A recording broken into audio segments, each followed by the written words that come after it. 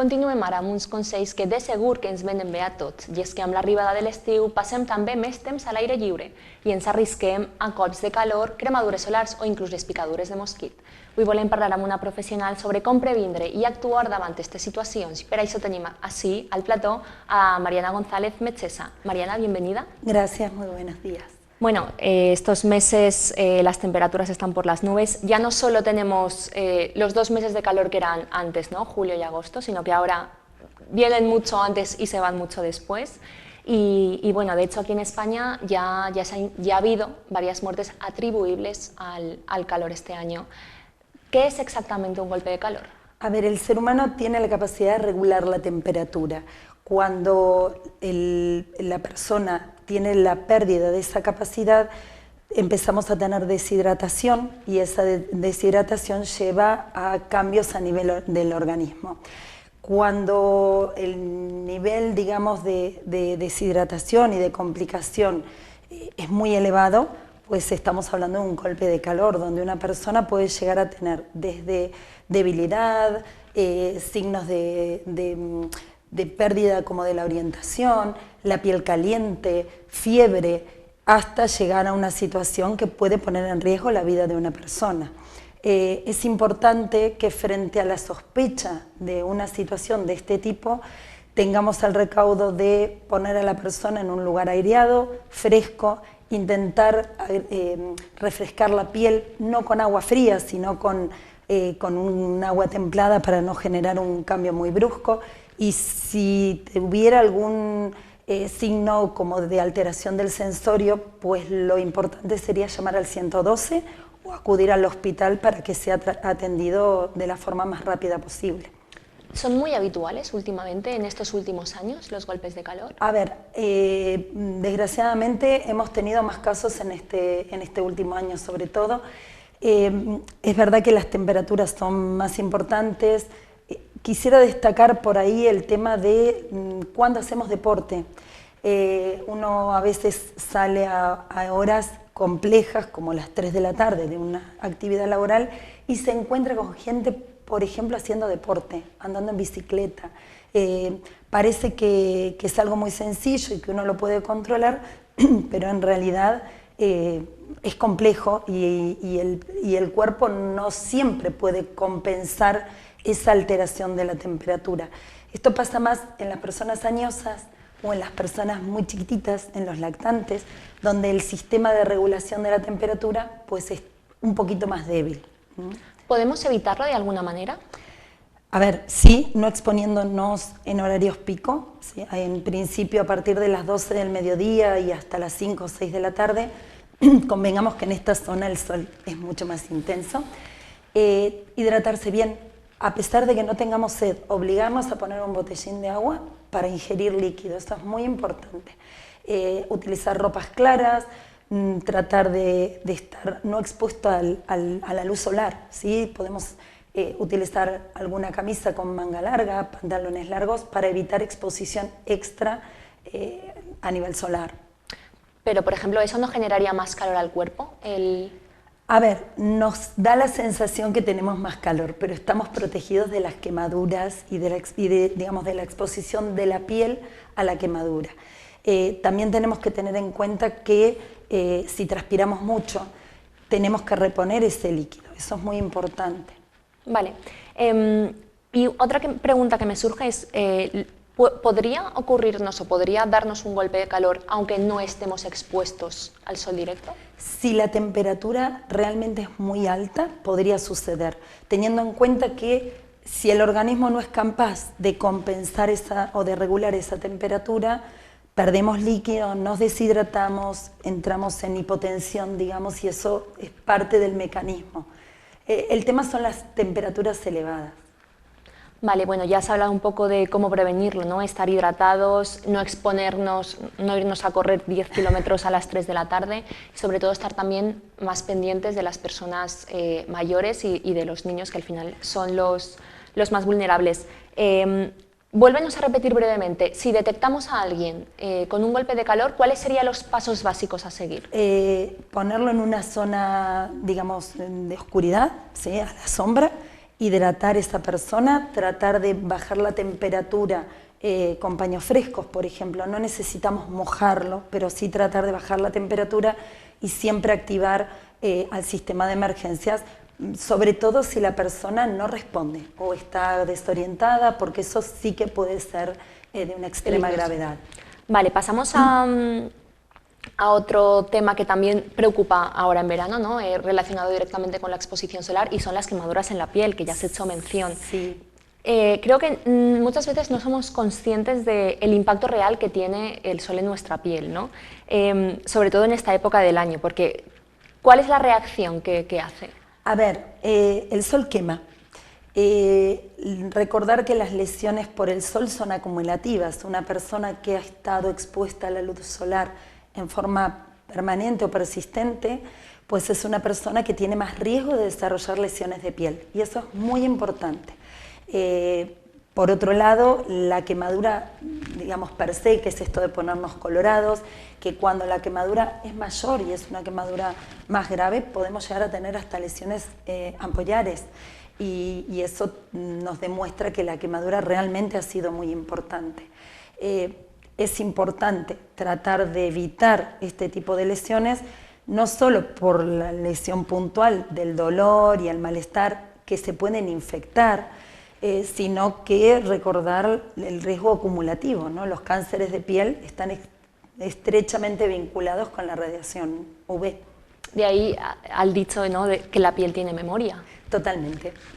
Bien, lo que pasa es que es muy complicado evitar que la gente o intentar que la gente no vaya a la playa, no esté. Entonces tenemos herramientas, ¿no? ¿Qué hacemos? Como la protección solar. Sí. ¿Cómo se debería de aplicar de manera correcta? A ver, el protector solar, lo ideal es que sea aplicado, si vamos a ir a la playa o a la piscina, que sea antes de salir, porque el protector necesita un tiempo, unos 20 minutos, media hora, para que se absorba y cumpla su función correctamente. Más o menos dura unas 2 horas ese protector, por lo tanto se debería de renovar cada 2 horas. Y si la persona ha sudado mucho, como el caso de los niños o de los jóvenes que estén haciendo algún tipo de actividad deportiva, o la inmersión en las piscinas o en el agua de mar, también deberíamos renovar ese protector. Lo ideal es que ese protector esté por arriba de factor 30. Pero recordar que las personas más vulnerables, las personas de tez clara, de ojos claros, tienen más riesgo de desarrollar patologías de la piel. Entonces, en ese tipo de pacientes aconsejamos que la protección sea al menos o sea, que utilicemos factor 50. ¿Qué relación tiene el tema de los ojos claros? Porque yo sí que puedo entender, ¿no?, que la gente con la piel más clara tenga más peligro, pero en los ojos... Porque tiene que ver también con la melanina, con la cantidad de melanina que tenemos. Y recordar que es algo que por ahí no se tiene muy en cuenta, pero las lesiones a nivel ocular también existen. Hay que utilizar gafas de sol. Un consejo que les marco yo mucho a los pacientes es el tema de la gorra, ¿no? Sobre todo en aquellas personas que, bueno, han perdido parte de su cabellera, tratar de proteger también en esa parte y poner protector solar en la parte superior de la cabeza. Tú, que supongo que verás muchísimos casos, ¿cuáles crees que son los errores comunes que cometemos cuando nos aplicamos el protector solar? Bueno, primero que hay que colocarlo en toda la superficie que va a estar expuesta al sol. Es muy habitual que si no tenemos a alguien que nos ayude a ponernos el protector en la espalda o en la parte posterior, pues creamos que, bueno, con ponernos por delante es suficiente, o donde nosotros lo vemos, y ahí aparecen las quemaduras puntuales en ciertos lugares. Nos olvidamos del empeine, nos olvidamos de partes que, bueno, que nos parece que está protegida, pero que después genera mucho dolor. Claro, ¿no? Las zonas que son olvidadizas, que... o que no tenemos a quién, claro. Pues por ahí los sprays son más cómodos y facilitan la autoaplicación.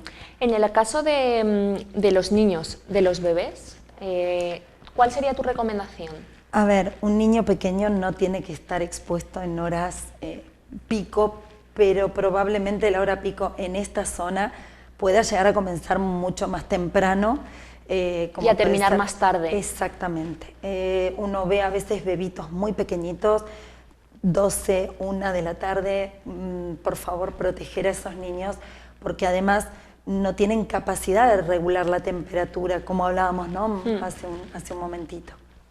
Vale, otra cosa que quería comentar, bueno, es que ahora con el tema de las redes sociales, son muchas las personas influyentes, los conocidos como influencers, que lanzan informaciones como por ejemplo el callo solar, que el sol ha estado siempre, que no hace falta ponerse protección porque poco a poco se va creando un callo solar.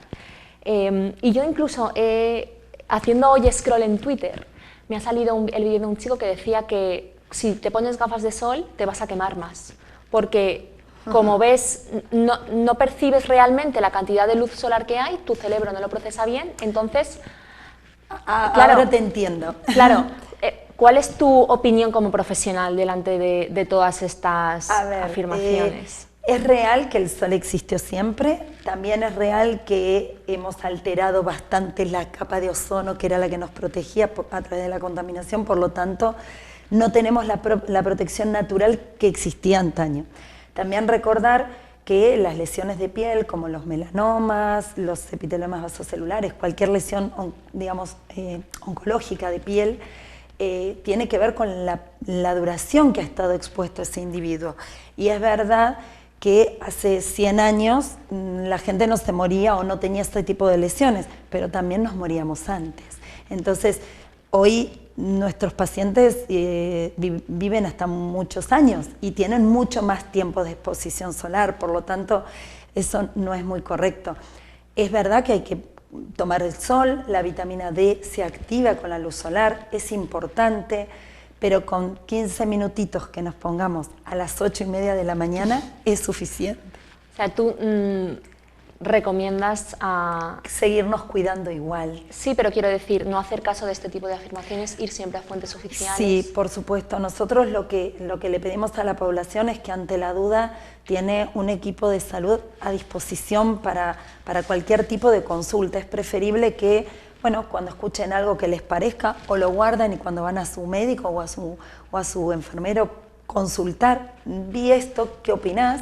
O apuntarlo en un papel y cuando vienen a la consulta hacer la pregunta, ¿no? No quedarse con lo que uno escucha en las redes, porque alguna información puede ser buena y puede ser útil, pero si uno no sabe en detalles, digamos, la información, puede cometer algún tipo de error. Yo creo que incluso muchas veces es muy peligroso, ¿no? Sí. Porque este tipo de personas llegan a muchísima gente y... Sí.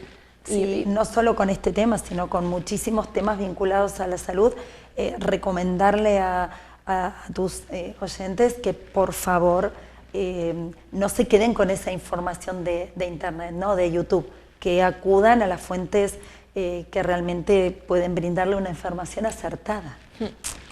Bien, Mariana, otro tema que es un verdadero quebradero de cabeza para yo creo que la sociedad en general en verano son las picaduras de mosquito. Y para los que estamos en el hospital, en las guardias, en el centro de salud, también. A ver, el mosquito y el mosquito tigre, que es el que tenemos en esta zona, puede generar, además de mucho malestar, en algunos casos puntuales, algún tipo de transmisión de enfermedades. No es una zona endémica, pero también tenemos que tenerlo presente. Lo primero que tenemos que hacer es prevenir. ¿Cómo prevenimos? Por un lado, bueno, el ayuntamiento se encarga de pulverizar y hacer fumigaciones para disminuir el número de mosquitos, pero la población también tenemos que colaborar descartando, dando vuelta cualquier tipo de recipiente que no se acumule agua, porque los mosquitos nacen y crecen en agua estancada. En agua estancada. Todo lo que tiene que ver con las balsas, bueno, es fundamental que tengamos ese cuidado. Por el otro lado, sabemos que a partir de las 5, 6, 7 de la tarde es la hora donde el mosquito sale a picar. Entonces, en ese horario tratar de evitar bueno, ropa que no nos proteja, como mangas, pantalones largos, utilizar algún tipo de repelente. Eso es importante, sobre todo para aquellas personas que van a estar en el campo o en áreas donde hay más cantidad de mosquitos. El mosquito en realidad no es un motivo de consulta, sí cuando una lesión por rascado empezamos a notar que se inflama, que está caliente, que está roja, sí es importante consultar porque puede haber una sobreinfección y ahí sí requiere un tratamiento específico. Pero en líneas generales no tiene por qué generar ningún inconveniente, más que la molestia. Es otro de los inconvenientes del Sí, verano, ¿no? colocar algún, digamos, higienizar con agua y jabón, con agua templada o fresca, eso genera un alivio a nivel de la zona. Colocar alguna crema con antihistamínicos, no con corticoides, sino con antihistamínicos para mejorar, digamos, la sensación de picazón, que bueno, dura un ratito, tampoco es mucho más. Sí, bueno, pero siempre hay gente como que parece que se le hincha más, que puede que sea porque es alérgica o porque... Sí, porque, a ver, el mosquito cuando pica coloca una sustancia que el organismo la reconoce como no propia, entonces genera una reacción, por lo tanto, hacer una roncha, hacer algo colorado, no es raro. Hay personas que desarrollan ronchas muy grandes, incluso pueden asustar, sobre todo en un niño que es tan pequeñito, ver una superficie tan comprometida. Pero en líneas generales no tenemos reacciones alérgicas graves, como puede ser por una picadura de avispa o una picadura de abeja. ¿No tienen nada que ver las picaduras de mosquito con...? No, en principio las reacciones graves que podemos ver están más generadas por picaduras de abeja o de avispa que por mosquitos. Porque su picadura es diferente, es más grave. Son distintas sustancias digamos, que introducen en el momento de la picadura. Incluso la abeja o la avispa dejan un aguijón. Eso hay que retirarlo con muchísimo cuidado para no apretar, porque podemos generar más inflamación y más irritación local. Y lo mismo, es un antihistamínico local, agua y jabón para evitar que se infecte. Y en el caso de avispas, abejas, si notáramos que la persona tuviera dificultad para respirar o que se dematizara el rostro, básicamente el rostro, los labios, aunque se pone blanco. Y que la picadura haya sido en otro lado, porque, a ver, si me pica en la mano y se me hincha la mano, es esperable. Pero si me pica en la mano y se me hincha la boca, los labios, eso es para una asistencia urgente. Porque, bueno, la persona no sabemos cuál es el nivel de alergia que tiene, al menos la primera vez, desconocemos, por lo tanto, si notamos una dificultad para respirar, una voz gangosa o que la lengua, digamos, a la persona le da la sensación de que la tiene hinchada o labios hinchados, hay que acudir al servicio de urgencia más cercano como para hacer un tratamiento. Otra de las picaduras que más ocurren ahora en verano son las picaduras de medusa. Sí. Y también hay como muchos falsos mitos de hay que echarse agua dulce. ¿Qué hay que hacer realmente? A ver, retirar el filamento, que es lo que produce la irritación. El amoníaco realmente es lo que contrarresta el efecto de la picadura de la medusa. Pero bueno, el ardor y el malestar, lo mismo que esté rojo, que esté caliente, es prácticamente una consecuencia es como si fuera una quemadura. Entonces el dolor, lo mismo que hoy no lo comentamos, pero la fiebre es un parámetro de que hay que consultar.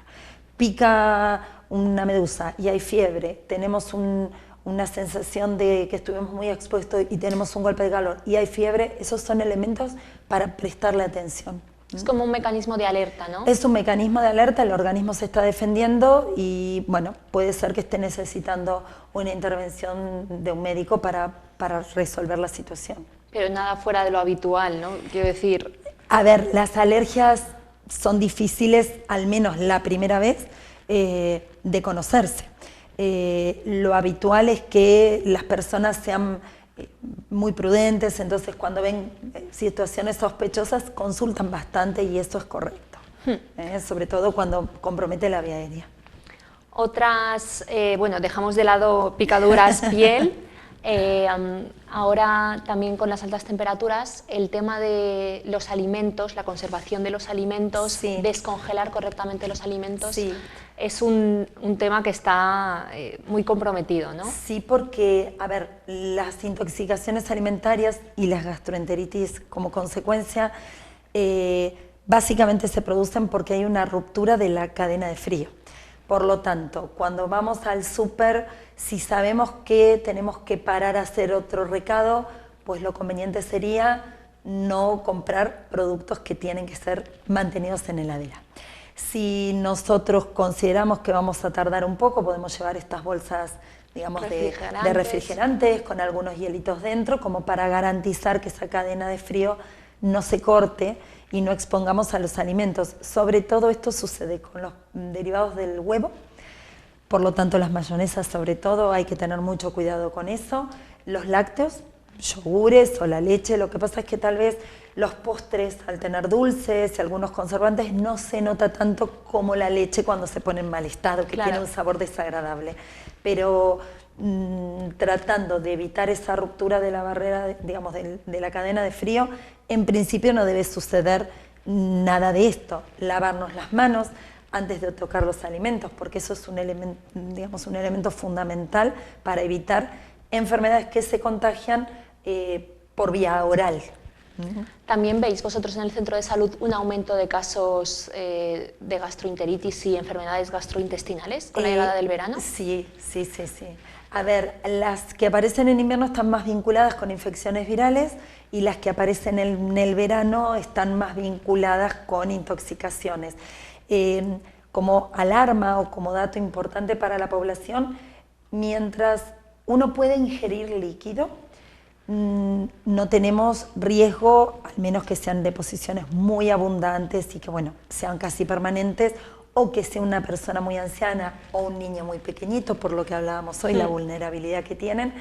En principio, mientras toleremos el líquido, tener una diarrea de 24 horas, 36 horas, es algo que en líneas generales no requiere consulta. Sí, hidratarse bien, mantener una dieta blanda con alimentos astringentes, para evitar, digamos, que esa diarrea se mantenga. Sí, como alarma, la presencia de moco o de sangre o de pus en la materia fecal, eso sí es un motivo de consulta porque suelen ser infecciones más severas que requieren un tratamiento particular. Vale, ya para ir terminando, otra de las infecciones que suelen incrementar durante el verano es con los ojos, conjuntivitis, irritaciones. ¿Esto también está relacionado con la vida que llevamos más al aire libre, más acuática? Sí, tener en cuenta que las piscinas llevan casi todas mucho cloro y productos para mantener, digamos, la calidad del agua, pero eso genera mucha irritación. Por lo tanto, aquellas personas que utilizan lentillas, tener en cuenta este dato, por ahí tal vez retirarlas, eso sería prudente, o utilizar algún tipo de gafas para poder hacer una inmersión o estar bajo el agua. A nivel del agua de mar es menos, digamos, menos mala porque no tiene tanto producto artificial químico, pero sí genera irritación porque el agua salada también genera irritación. Eso favorece a veces, sobre todo cuando además no nos lavamos bien las manos, bueno, a contagiarnos infecciones a nivel ocular. ¿Tienen también las personas de ojos claros más riesgo de infecciones oculares? No, ahí no tiene nada que ver. Ahí no tiene nada que ver. No. Bien, Mariana, para concluir esta entrevista, ¿qué mensaje general de salud enviarías a la población para que pueda disfrutar de un verano seguro? A ver, básicamente que el verano es el momento que esperamos todos para disfrutar, por lo tanto evitar aquellas situaciones de riesgo que conocemos, hidratarnos bien, utilizar aquellas prendas que sabemos que son de protección, sombreros, gorras, ropa clara, mantener un buen uso con todo lo que charlábamos del protector solar y lavarnos las manos, porque eso es muy importante en todas las épocas del año, pero bueno, en esta época principalmente con la manipulación de alimentos es de recomendar. Perfecto, Mariana, muchísimas gracias por compartir con nosotros estos consejos tan útiles para poder disfrutar del verano, pero siempre con seguridad, con responsabilidad. Perfecto, gracias por la invitación.